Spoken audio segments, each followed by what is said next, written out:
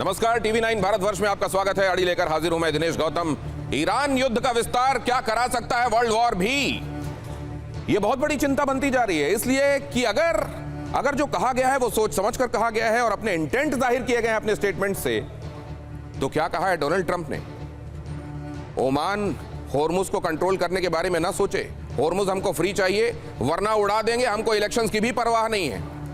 Iran क्या कह रहा है? जब तक ज़ायनिस्ट रिजीम समाप्त नहीं हो जाती, शांति किसी भी तौर पर संभव नहीं है। अगर इसी तरीके से लेबनान पर हमले जारी रहे तो हम यूएई पर हमले करेंगे। ईरान ने बीते दिनों यह भी स्पष्ट कर दिया था कि हम सिर्फ इस इलाके तक युद्ध का प्रभाव रहेगा, ऐसा नहीं होने देंगे। इस बार अगर युद्ध हुआ तो एक बहुत बड़ा इलाका इसकी चपेट में आएगा। क्या ईरान युद्ध का विस्तार कराएगा वर्ल्ड वॉर? यही चिंता है। लेकिन पहले जरा आज की खबरें आपको बता दूं। लगता नहीं कि यह सीज फायर वाकई इन प्लेस है। बंदर अब्बास में आज फिर से धमाके हुए, एक के बाद एक 13 धमाके बंदर अब्बास में। बंदर अब्बास में एयरपोर्ट रनवे पर गिरी मिसाइल। कई शहरों में सक्रिय ईरानी एयर डिफेंस सिस्टम। ईरान के कई हिस्सों में तेजी से बढ़ा सैन्य तनाव। ईरान के कई हिस्सों में अब यह तनाव की शक्ल लेता जा रहा है। फार्स न्यूज एजेंसी ने धमाकों की पुष्टि की है, एक के बाद एक 13 धमाके। जरा सुनिए इन आवाजों को। ईरान पर एक और बड़ा हमला। दक्षिण पश्चिमी ईरान के मियानकोह में भीषण बमबारी, बहुत भीषण बमबारी। आईआरजीसी के बैलिस्टिक मिसाइल लॉन्चर्स को बनाया गया निशाना।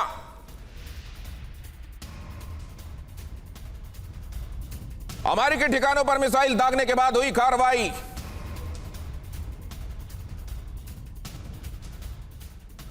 यूनाइटेड स्टेट्स के ठिकानों पर मिसाइलें दागने के बाद यह कार्रवाई की गई। यूनाइटेड स्टेट्स की वायुसेना का ईरान पर यह बड़ा हमला। ईरान के मियानकोह में की गई यह भीषण बमबारी। मिसाइल लॉन्चर्स को बनाया गया निशाना।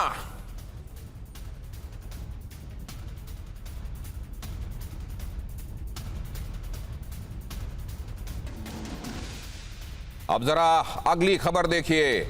अमेरिका ईरान के बीच सीधी जंग की शुरुआत।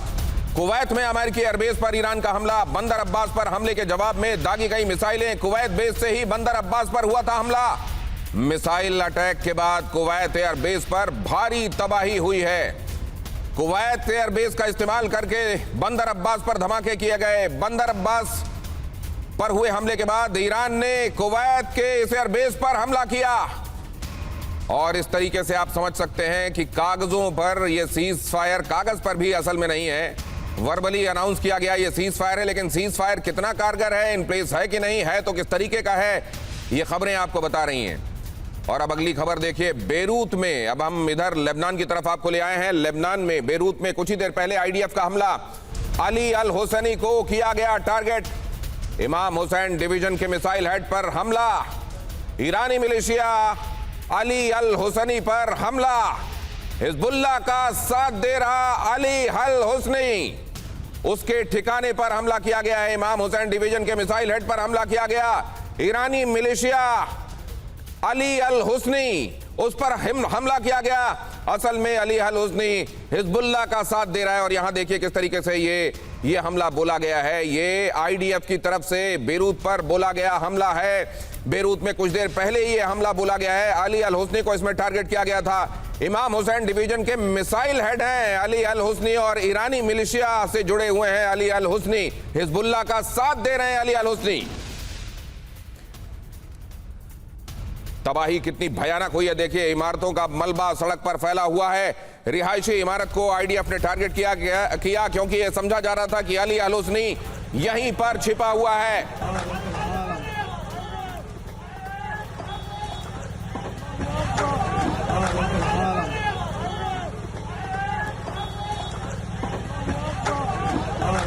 यूनाइटेड स्टेट्स और इजराइल का हमला। मेसान प्रांत में इजराइल और यूनाइटेड स्टेट्स की ज्वाइंट स्ट्राइक।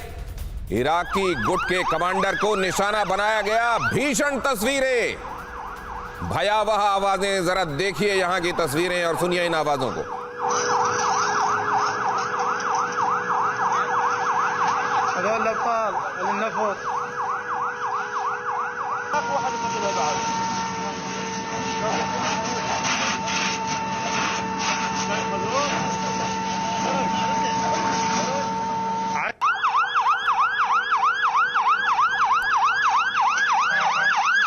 तो जब इस तरह के हालात हैं तो क्या आप ये मानेंगे, क्या ये कहेंगे कि इस समय किसी तरह का सीज फायर है?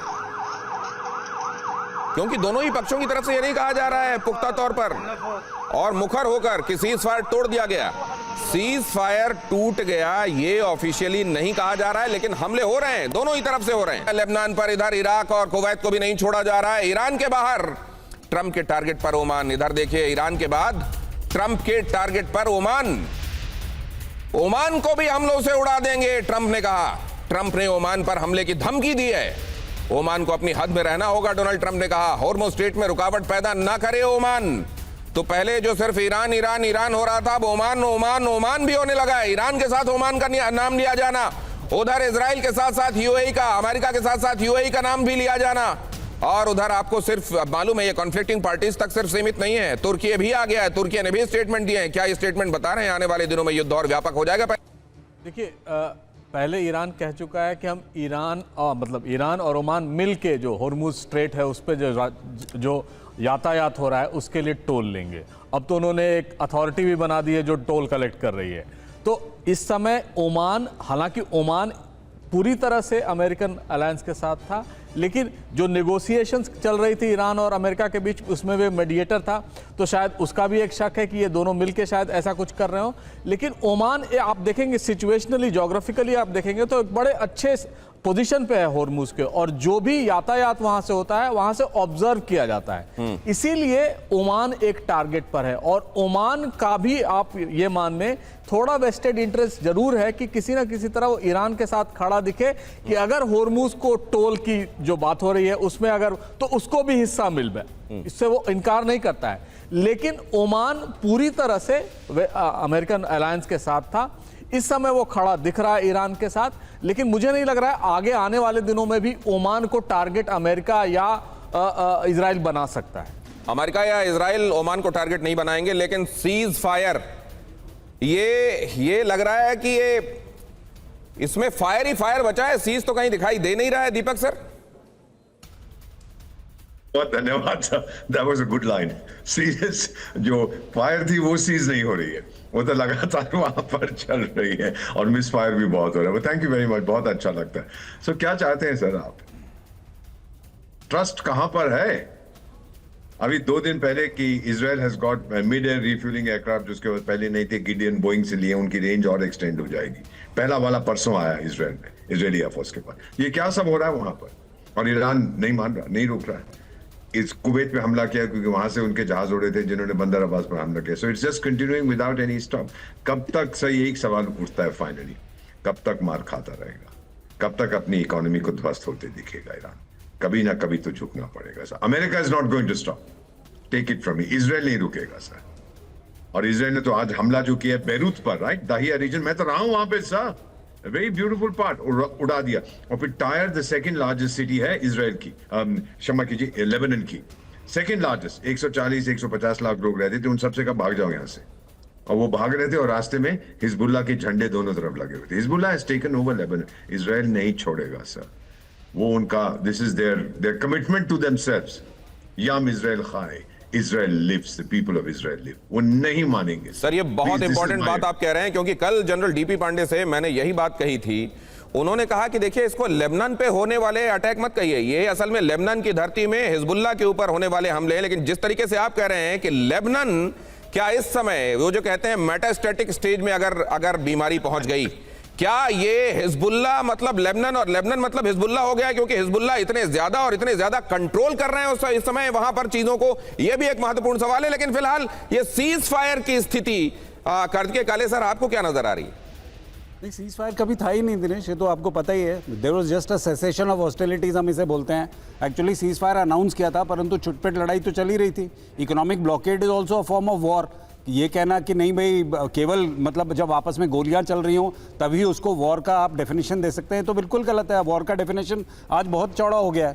तो इकोनॉमिक ब्लॉकेड चल रहा था, लड़ाई चल रही थी, नेगोशिएशन भी चल रहा था साथ में, और उस लड़ाई को थोड़ा काइनेटिक बना दिया है। उस लड़ाई को काइनेटिक इसलिए बनाया है बिकॉज पहले से ही जैसा हम आंकलन कर रहे थे कि दोनों पक्ष जो है अपनी अपनी पोजीशन स्ट्रेंथन कर रहे हैं फाइनल शोडाउन के लिए, और वो पोजीशन अब स्ट्रेंथन हो गई है बिकॉज ऑब्वियसली यूनाइटेड स्टेट्स का एम था कि वो रेकी करेगी, वो ध्यान रखेगी, वो देखेगी कि स्ट्रेट ऑफ हॉर्मुज में कहाँ जो बचे कुचे जो जो इतनी सुपीरियर ईरानियन नेवी वो बची कुची जितनी बची है उसको पकड़ना है। एंड अब ये बंदर अब्बास पे जो हमले हो रहे हैं ये सब वही हो रहा है। उनके जो छुपने के स्थान है जहां जहां पर उन्होंने क्रूज मिसाइल की बैटरीज लगा रखी हैं उनको टारगेट किया जा रहा है। एक बार वो खत्म हो गई तो स्ट्रेट ऑफ हॉर्मुज पे उनका मिलिट्री जो एक्चुअल कंट्रोल है वो सब खत्म हो जाएगा। तो ये तो एक वेल प्लेस स्ट्रैटेजी है। ठीक है, अमेरिका अपनी स्ट्रैटेजी चल रहा है, ईरान अपनी स्ट्रैटेजी चल रहा है, और जैसे मैंने पिछली बार भी शो पे कहा था कि 30 और 60 डेज देना आफ्टर प्लान हैज बीन, जब दोनों के दोनों मान चुके हैं कि एक पीस टॉक एक एग्रीमेंट का एक ब्रॉड फ्रेमवर्क तैयार हो गया है, उसका कोई सेंस ही नहीं बनता है। तो एक्चुअली ये दोनों हवा में बातें कर रहे हैं, दोनों के दोनों। नहीं सर, मुझे तो एक चीज और लगती है कार्तिकेय काले सर, करने के लिए चल रहे हैं। अमेरिका हमेशा से कहता रहा हम समझौते के करीब हैं, समझौते के करीब हैं, समझौते के करीब हैं। ये कई बार बात आई है अमेरिका की तरफ से। अब ये ट्रिक ईरान भी शुरू कर रहा है। अब वो भी कह रहा है कि अमेरिका हमारी बातें लगता है मानने पर आ गया है, अमेरिका हमारी बातें मानने, और उसके बाद उसको अमेरिका को नेगेट करना पड़ रहा है, सामने आकर कहना पड़ रहा है ना ना ये बात तो हम नहीं मान रहे। क्या ये भी एक कुछ चल रहा है क्या मामला? लेकिन यहां पर सीज फायर क्यों कहा गया इसे, जबकि ये सीज फायर के तरीके से दिखाई नहीं दे रहा है? क्या ये कहा जा रहा था कि ये लाइफ सपोर्ट सिस्टम है? लाइफ सपोर्ट सिस्टम भी दिखाई नहीं दे रहा है। और अगर ये सीज फायर नहीं है, इस तरीके के माहौल में कोई बातचीत या किसी नेगोशिएशन से किसी कंक्लूजन तक पहुंचना जो उन पार्टीज के बीच के कॉन्फ्लिक्ट को शांत करे और पूरी दुनिया का कल्याण करे, क्या यह संभव है? पूरा एक कंपाइलेशन किया है हिजबुल्लाह ने आईडीएफ पर होने वाले अपने हमलों का, उन्होंने ड्रोन से जो अटैक किए हैं उनका पूरा विजुअल कंपाइलेशन उनकी तरफ से किया गया है। और इजरायली एयर स्ट्राइक जो लेबनान में हिजबुल्लाह के ठिकानों को टारगेट करते हुए की गई हैं, दोनों बड़े खतरनाक विजुअल्स हैं। आशीष आपको बताएंगे, लेकिन तब तक मैं जरा यह समझूं कि ओमान को जो धमकी दी गई है, ट्रंप की ओमान को यह धमकी, असल में दोनों ही तरफ के इंटेंट ये नजर आते हैं। अमेरिका भी यह चाहता है कि वो लड़ाई लड़ रहा है असल में इजराइल की लड़ाई, भले वो माने नहीं, तो वो ये चाहता है कि बिल केवल मेरे पर ना फटे, क्योंकि उनके यहां पर टॉमाहॉक हो, उनके यहां पर पेट्रियट हो, उनके यहां पर थार्ड हो। कहा यह जा रहा है तमाम मिसाइलें जो हैं ये 3-3 साल तक इनका टोटा उस तरीके से प्रोडक्शन किया नहीं जा सकता इनका। तो अगर चाइना के साथ कल लड़ाई छिड़ गई तो क्या होगा? तो ये चाहते हैं कि बिल केवल मेरा ना फटे, बाकियों का भी फटे। इधर ईरान ये सोच रहा है कि जिस तरीके से मेरा हाल कर दिया गया है, दुनिया में दूसरे मुल्कों को भी समझ में आना चाहिए दादागिरी क्या चल रही है, और अब चलो दूसरों को भी इसमें लाते हैं। तो क्या इससे वर्ल्ड वॉर जैसी सिचुएशन बन सकती है? जरा देखिए यहां पर क्या कहा गया है ओमान को। डोनाल्ड ट्रंप की तरफ से कहा गया है ओमान बाकी देशों की तरह व्यवहार करे, बाकी देश मतलब वेस्ट एशिया के बाकी देश जो हमारी लाइन टो कर रहे हैं उनकी तरह व्यवहार करे, वरना हम उड़ा देंगे, हमको इलेक्शंस की परवाह नहीं है, डोनाल्ड ट्रंप ने कहा। यह धमकी क्यों दी है? स्ट्रेट ऑफ हॉर्मुज को लेकर विवाद हुआ है, ईरान ओमान मिलकर शिपिंग कंट्रोल करने की बात कर रहे हैं। ट्रंप का कहना है हॉर्मुज अंतरराष्ट्रीय जलमार्ग है, इस पर कोई कंट्रोल नहीं हो सकता। हालांकि ओमान अमेरिका का भी करीबी रहा है। यूएई इजराइल गठजोड़ के बाद ओमान ईरान की कुर्बत बढ़ी है। खाड़ी देश ट्रंप की धमकी से चौंक गए हैं, क्योंकि ओमान तो यूनाइटेड स्टेट्स का पुराना सहयोगी है। तो यह समझा जा रहा है कि अमेरिका के तरीके से थोड़ा भी अलग हुए तो क्या वो हाल किया जाएगा जो ओमान के बारे में करने की सोचा जा रहा है। ये वेस्ट एशिया में एक प्रिवेलिंग अब ये धारणा बन गई है, बड़े जमकर प्रिवेलेंट है वहां की, क्या अगर अमेरिका से थोड़ा भी डिविएशन हुआ तो क्या यूं धमकाया जाएगा। अब जरा अगली खबर देखिए, हिजबुल्लाह के ड्रोन अटैक का वीडियो, जिसके बारे में मैं आपको बता रहा था। इजरायली सैनिकों को ड्रोन से निशाना बनाया गया। ड्रोन अटैक में अब तक 5 माकवा टैंक तबाह, इजराइल के सैन्य वाहनों को बर्बाद किया गया। हिजबुल्लाह के अब तक के हमलों का ये वीडियो कंपाइलेशन है, और इसमें क्या क्या दिखाया गया आशीष? देखिए ये कंपाइलेशन पिछले लगभग 1.5 महीनों का है। ये 16 अप्रैल से जो अटैक्स FPV ड्रोन्स के जरिए हिजबुल्लाह ने किए हैं IDF सोल्जर्स के खिलाफ, वो एग्जैक्टली दिखाया गया है। हालांकि इसमें क्लेम काफ़ी ज़्यादा बड़े किए गए हैं कि किस तरह से उन्होंने S-400 की बैटरीज को टारगेट किया, मरकावा टैंक को टारगेट किया है, और कितने सोल्जर्स को IDF के उन्होंने मार गिराया है। ये नंबर्स काफ़ी ज़्यादा है। 5 Merkava tank, 1 D9 military bulldozer, 2 jackhammer type excavator, 1 Namer armoured vehicle, 1 excavator, 2 iron dome यानी कि जो सबसे इंपॉर्टेंट एयर डिफेंस सिस्टम माना जाता है इसराइल का, वो भी टारगेटेड है यहाँ पर, और एक newly established military position in Tal Al Awaid और साथ ही एक टेंट हाउस इजरायली सोल्जर्स का नखूरा में। ये 1.5 महीने का कंपाइलेशन से बेसिकली हिजबुल्ला ये दिखा रहा है कि सीज फायर की बातें वहां हो रही हैं।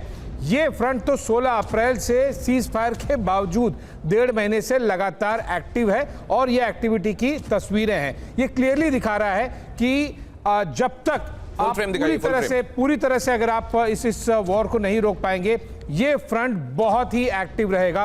और एग्जैक्टली ये तस्वीरें इनफैक्ट इनमें से कुछ तस्वीरें वो हैं जो जैसे कि आयरन डोम वाली है, जो कि बिल्कुल भी कभी भी हमें इस एंगल से देखने नहीं मिली थी। और ये लगातार ये भी दिखा रहा है कि असिमेट्रिक वॉरफेयर का दूसरे फ्रंट पे भी किस तरह से इस्तेमाल किया जा रहा है, हिजबुल्ला IDF के खिलाफ, और दूसरी तरफ जैसे ईरान US प्लस इजराइल के खिलाफ असिमेट्रिक वॉरफेयर में एक मजबूती से जो डटा हुआ है, हिजबुल्ला भी एग्जैक्टली वही कर रहा है। कहीं ऐसा तो नहीं है दीपक वोरा सर कि ये प्रेजेंटेशन बनाया गया ईरान के लिए कि हम बढ़िया तरीके से रिसोर्सेज का इस्तेमाल कर रहे हैं, रिप्लेनिश करते रहिए, सप्लाई आने दीजिए, पैसा पहुंचाने दीजिए?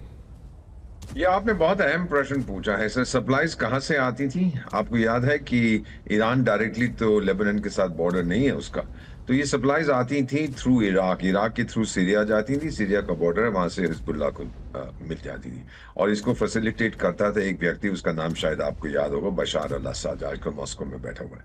उसको निकाल दिया और जिस फॉर्मर आतंकी ने उसको निकाला, वो जुलानी, अल जुलानी, तो आज कशारा अल जुलानी, आजकल तो वो डार्लिंग स्वीट हार्ट बन गया डोनाल्ड ट्रंप का। But no supplies are going overland, कुछ नहीं जा रहा हिजबुल्ला के पास। कहां से आ रहा है ये सामान जो दबा के इन्होंने रखा हुआ है सर?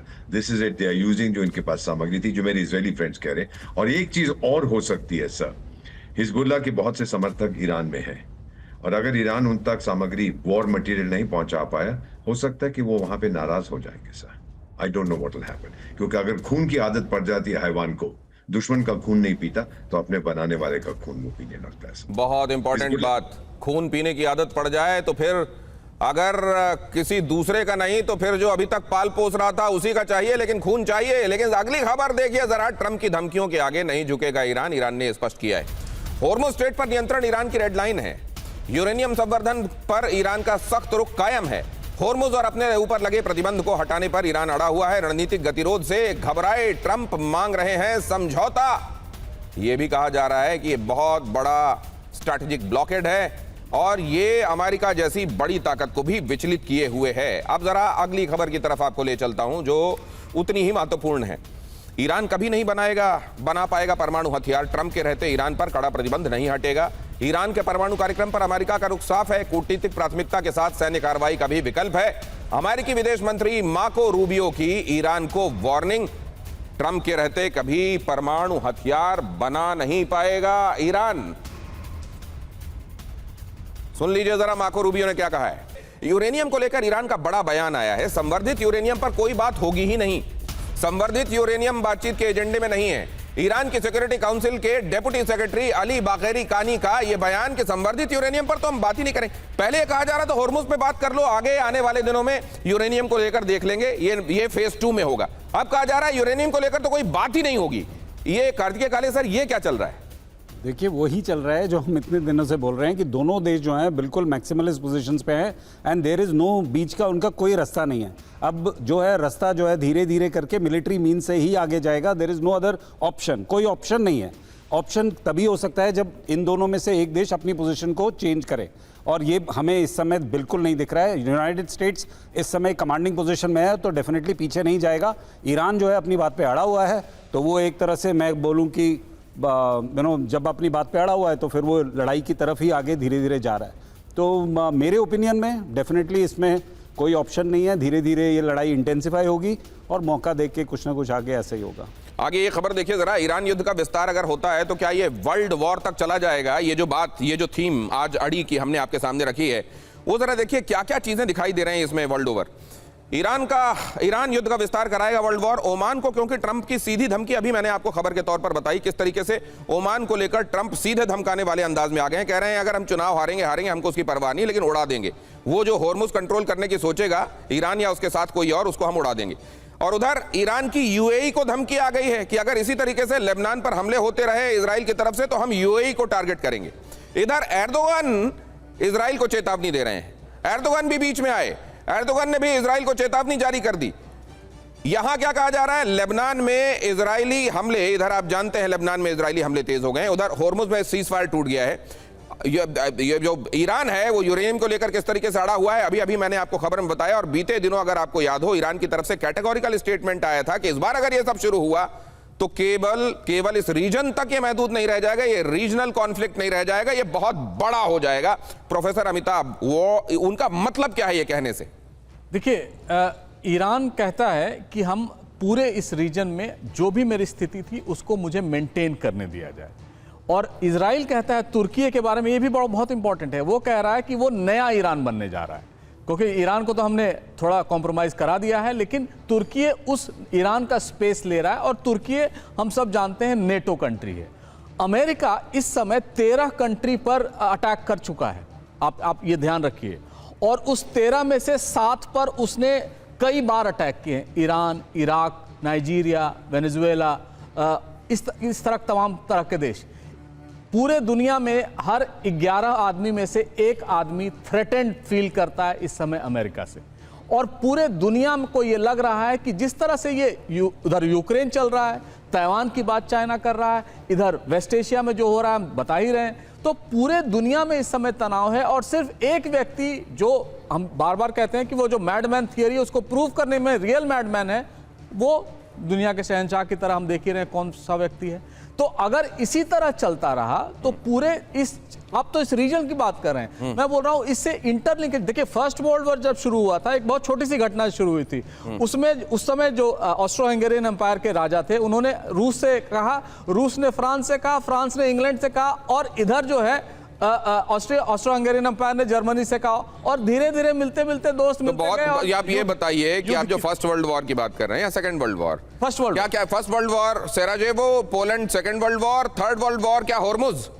होर्मुज, यूक्रेन, ताइवान मिला के एक सेंटर पॉइंट अमेरिका रहेगा जो इसको छेड़ सकता है। तो ये देखिए, समझा ये जा रहा है कि हो सकता है, बिल्कुल ऐसा हो सकता है। अगर आप कह रहे हैं कि 11 में से एक आदमी थ्रेटेंड महसूस कर रहा है, और 11 में से एक अगर इनसे थ्रेटेंड महसूस कर रहा है, जो तो पाकिस्तान के अंदर रहने वाले वो जो लोग पाले गए हैं, उनसे कितने में कितने थ्रेटेंड महसूस करते हैं, ये भी कभी स्टडी में जरूर बताइएगा। लेकिन ये देखिए जरा, होर्मुज स्ट्रेट को लेकर अमेरिका का नया एक्शन। अमेरिका ने ईरानी एजेंसी पर लगाए नए प्रतिबंध। होर्मुज में आवाजाही कंट्रोल करती है नई एजेंसी, ईरानी एजेंसी, और उससे जुड़े लोगों पर प्रतिबंध लगाया गया। ईरान ने एक एजेंसी बना ली थी कि यहाँ स्टेट में ये एजेंसी काम करेगी, यही सब यहाँ का प्रबंधन और एडमिनिस्ट्रेशन देखा करेगी, और उस पर प्रतिबंध लगा दिया गया है डोनाल्ड ट्रंप की तरफ से।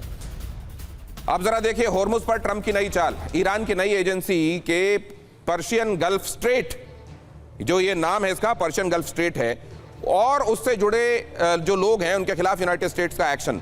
अथॉरिटी पर प्रतिबंध लगाया गया, लोगों पर बैन लगा दिया गया। इसी महीने ये बनाई गई थी बॉडी जो कि आवाजाही को कंट्रोल करती है। ईरान की तरफ से एजेंसी बनाई गई थी जो होर्मुज में जहाजों की आवाजाही को कंट्रोल करने के लिए बनाई गई थी। तो ये डोनाल्ड ट्रंप की तरफ से इसको बैन किया जाना, ये इसका फिलहाल जब ये ब्लॉकेड वर्सेस ब्लॉकेड चल ही रहा है, तो इसका सिर्फ सिंबॉलिक सिग्निफिकेंस है या इसका कोई महत्व है? दीपक सर, क्या है सर? हॉर्मुज को खुला रखो, न्यूक्लियर हथियार मत बनाओ। तीसरी क्या चीज है उसकी? ये दो चीजों पे अड़ा हुआ है। ईरान दोनों में कंसीड करने को तैयार नहीं है। So where are we heading sir? हम लोग भी गए थे ना सब, आजकल कुछ लोग कहते हैं कि भारत को जाके एक रोल प्ले करना चाहिए। याद नहीं है आपको सर, जब हम यूक्रेन और रूस के बीच में बातचीत करवाने के लिए गए थे? Flop, complete flop. वो सर्कस का जोकर है जो यूक्रेन का राष्ट्रपति, वो तो कुछ बात करना नहीं चाहता। यहाँ पर ईरान नहीं बात करना चाहता। आप क्या बात करोगे, किससे करोगे? कौन है वहां पर? वो कतार क्यों गया है सर? उनका वो जो फॉरेन मिनिस्टर है, क्योंकि वहां शायद $500 मिलियन जो मुझे खबर में आई है उन्होंने रिलीज कर दिए हैं, जो वहां ब्लॉक फंड्स थे 12 बिलियन अमेरिका के कहने पर। तो उसके साथ कुछ दवाइयां वगैरह खरीदेंगे, रिकंस्ट्रक्शन मटेरियल खरीदेंगे। मेरा नहीं ख्याल वर्ल्ड वॉर होने वाली है प्रोफेसर साहब। वो what is going to happen is, जैसे ही कोई समझौता होता है, रिकंस्ट्रक्शन होगा ईरान के अंदर, फंडिंग होगी ईरान का तेल बेचकर। We are at Iraq 2.0। American company reconstruction करेगी। इराक 2.0 अमेरिकन कंपनीज रिकंस्ट्रक्शन करेंगी। वर्ल्ड वॉर एज सच दिखाई नहीं देगा, लेकिन मैं दीपक सर से ये भी जानूंगा, जब वर्ल्ड वॉर वो कहते हैं नहीं दिखाई देगा, तो उनकी मुराद काइनेटिक तरीके से लड़े जाने वाले युद्ध से है, या वो किसी भी डोमेन, वो इकोनॉमिक डोमेन हो, वो साइबर स्पेस हो, किसी भी डोमेन में कहीं कोई सैंक्शंस वाला डोमेन हो, क्या लड़ाई नहीं होगी, या ये लड़ाइयां तो चली रही हैं और अगर उस दृष्टि से देखा जाए तो वर्ल्ड वॉर तो ऑन है? दीपक सर, सिर्फ मिसिंग काइनेटिक है। पहले विश्व युद्ध में 30-35 देश लड़े थे, दूसरे में 60 लड़े थे, वो नहीं होगा सर।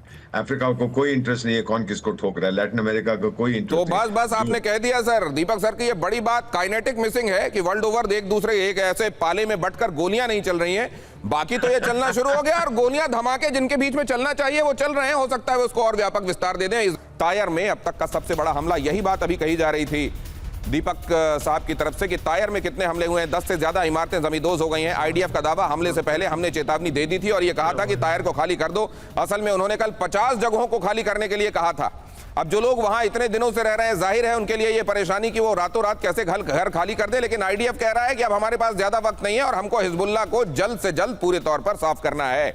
अगली खबर, लेबनान में जहरानी नदी के पास भीषण हमला हुआ है। इजरायली बॉर्डर से 40 किलोमीटर दूर यह हमला हुआ है। इजराइल ने जहरानी नदी के इलाके को कॉम्बैट जोन घोषित किया है।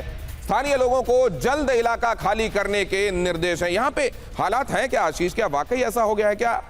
क्या इस समय एक सिमिली बन गया है लेबनान हिजबुल्लाह? देखिए, ये एक वही फेज़ है जो कि हमें गाज़ा स्ट्रिप पर दिखाई दिया था, उसका शुरुआती फेज़ है। और मुझे नहीं लगता कि डोनाल्ड ट्रंप के कंट्रोल में आईडीएफ और नेतन्याहू आएंगे। ये भी पूरी तरह से आप ग्रेटर इजराइल वाला एक एक्सटेंशन मान के चलिए, वो जब तक नहीं होगा तब तक वो रुकने नहीं वाले हैं। और क्वाइट पॉसिबल कि यही वजह है कि जो सीज फायर वाली बात है वो काफ़ी लंबी खिंचती जा रही है, किसी दिशा में बहुत चीज़ें बढ़ नहीं पा रही हैं, कोई फोकस नहीं है, क्योंकि वो एक स्कोप मिल रहा है, एक कवर फायर मिल रहा है कि मैं वहाँ पर सीज फायर के नाम से मैं होल्ड करता हूँ, तब तक आपको जो करना है कीजिए। और एग्जैक्टली हमने पिछले देखिए 3 सालों में गाजा स्ट्रिप पर क्या हुआ, स्टेप बाय स्टेप ही हुआ और हर स्टेप के अपने अपने जस्टिफाइड रीजन निकाल लिए जाते हैं आईडीएफ द्वारा, और यहाँ पर भी वही जस्टिफाइड रीजन निकाल दिया। तो मुझे नहीं लगता कि वो ग्रेटर इजराइल से पहले ये चीज़ रुकने वाली है। दूसरी सबसे इंपॉर्टेंट चीज है यहां पर कि आपने जो सीज फायर वाली बात कही ना कि ये है या नहीं है, एक्चुअली हुआ क्या है, पिछले 4 दिनों में ही ये बात बिगड़ी है और उसके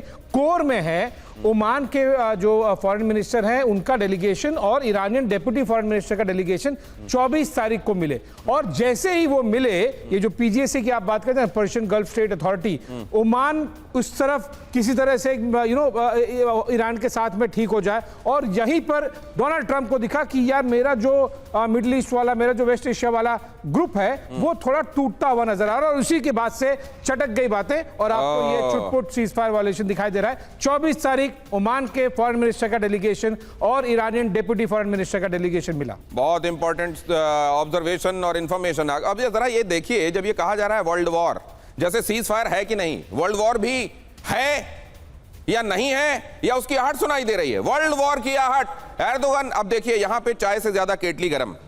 एर्दोगन नेतन्याहू को धमकी दे रहे हैं। एर्दोगन ने नेतन्याहू को धमकी दी, जालिम नेतन्याहू कहा उन्होंने, जालिम नेतन्याहू को दुनिया के मुसलमान जल्द सबक सिखाएंगे। तो किसी ने बड़ी अच्छी बात कही, उन्होंने कहा कि ये चाहते हैं कि एक मुस्लिम उम्मा हो जो एकजुट हो जाए, लेकिन सिर्फ इतना नहीं, और उसका नेता मुझे चुना जाए। यहां पर पूरी बात कंप्लीट होती है। मुस्तफा ने भी बकरीद पर संदेश जारी कर मुस्लिम देशों से एक होने की अपील की थी। यही चल रहा है यहां की ये असल में मुस्लिम देश जो है वो किसके पीछे कतारबद्ध होंगे।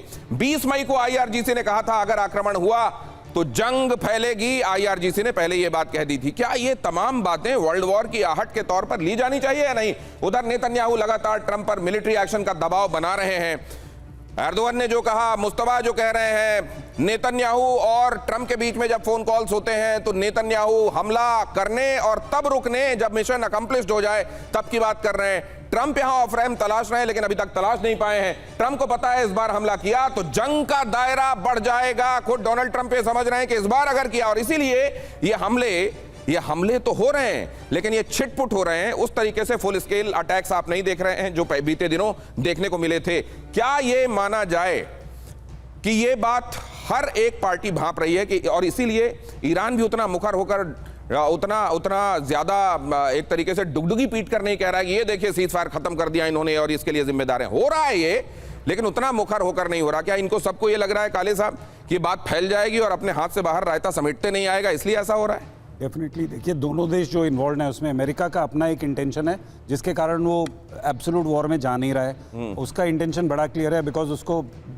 कम से कम डैमेज के साथ इस सिचुएशन को रिजॉल्व करना है और अपने पॉइंट पे वो अड़े गया। उसके पास टाइम है, ट्रंप ने पहले ही बोल दिया है कि मुझे नवंबर में जो बाय इलेक्शंस वगैरह हैं उसकी कोई ज़्यादा चिंता नहीं है, उसको हम बाद में देख लेंगे। और अभी जो 37 प्राइमरीज में वो जीता है उसके कारण जो है उनको एक नया कॉन्फिडेंस आया हुआ, तो politically he is quite stable और उस चक्कर में वो स्ट्रांग है। अब ईरान की पोजीशन हम देखते हैं तो ईरान एक्चुअली अब एक बहुत ही वीक विकेट पे है, सबको पता चल रहा है। ऑफकोर्स विद सेंसरशिप कुछ खबरें बाहर आती नहीं है ईरान से, परंतु सबको ये मालूम है कि उनकी ना इकोनॉमिक फिस्कल हालत बहुत ही खराब है और मिलिटरली भी वो किसी भी अच्छी सिचुएशन में नहीं है। अब ये जो छिटपुट अटैक्स हैं, बेसिकली ये जो मैं देख रहा हूँ एज अ मिलिट्री एनालिस्ट, ये सब स्ट्रेट्स ऑफ हॉर्मुज के आसपास कॉन्सेंट्रेटेड है। अबू मूसा, बंदर अब्बास और ये जो जगह है जहां पर इनकी मिलिट्री पोजीशंस हैं जो एक्चुअली स्टेट ऑफ हॉर्मुज को थ्रेटन करती हैं, ये उनको टेक ऑन कर रहे हैं। ओके, अगली खबर देखिए सर, टाइम बहुत कम इसलिए बीच में रोक रहा हूं, माफ कीजिए। आईआरजीसी के इजराइल को सीधी धमकी, ज़ायनी शासन खत्म हुए बगैर शांति नहीं होगी। हमास कमांडरों की मौत से गुस्से में ईरान, आईआरजीसी का बदला लेने का ऐलान। अब ये देखिए जरा, यहां पर यह कह दिया गया तो शांति, अगर ये कहा जा रहा है कि कुछ एक बिंदुओं पर अगर रजामंदी हो गई तो आने वाले दिनों में इस जगह पर शांति रहेगी, क्या वो रहेगी? क्योंकि यहां स्टेटमेंट क्या है जरा देखिए। आईआरजीसी ने कहा है ज़ायनिस्ट शासन खत्म हुए बगैर यह शांति नामुमकिन है। उन्होंने यह भी कहा है हमास के 2 कमांडरों की मौत के बारे में असल में यह स्टेटमेंट जारी किया गया है और कहा गया है कि असल में शांति की बात तब तक बेमानी है जब तक ज़ायनिस्ट शासन समाप्त नहीं हो जाता। ट्रंप की शांति योजना सिर्फ हत्या और युद्ध को बढ़ावा देती है। यह किस बात की शांति योजना है? यह बात कही गई है आईआरजीसी की तरफ से। कहा गया इजराइल फर्जी है, कब्जेदार है और बच्चों का हत्यारा है। कमांडरों की मौत से रेजिस्टेंस कमजोर नहीं होगा बल्कि संघर्ष और तेज होगा। इजराइल को ईरान सजा जरूर देगा, हम रेजिस्टेंस साथ छोड़ेंगे नहीं। केवल 20 सेकंड बचे हुए हैं, इस पर आपकी टिप्पणी चाहूंगा प्रोफेसर अमिताभ बहुत जल्दी से। देखिए, जायनिज्म जो है वो ज्यू को कहता है, एक नेशनलिस्ट आइडियोलॉजी है जो कहता है यहूदियों का एक देश होना चाहिए। ये पॉलिटिकल आइडियोलॉजी है। ज्यू हम सब जानते हैं रिलीजन है। 1897 के करीब इसकी पहली ज्यू कांग्रेस हुई थी जहां कहा गया था कि यहूदियों के लिए एक राज्य बनाया जाएगा। तो ये यहूदी केंद्रित राज्य बनाने की एक नहीं सर, मैं तो ये जानना चाहता हूं, बाकी सब बातें एक तरफ। ये कह रहे हैं ज़ायनिस्ट शासन का अंत चाहिए हमको, डेथ टू इजराइल तो बहुत पहले से कहते रहे। जब तक ये बातें होती रहेंगी, क्या आपको लगता है यूरेनियम होर्मुज इन पे दस्तखत कर देने से शांति हो जाएगी? ये छोटी सी बात है, जब तक इजराइल या अमेरिका ईरान के अंदर नहीं घुसते, वहां सत्ता परिवर्तन नहीं करते, जिस तरह इराक में किया था, जिसकी संभावना नील है, तो ये सब चलता रहेगा।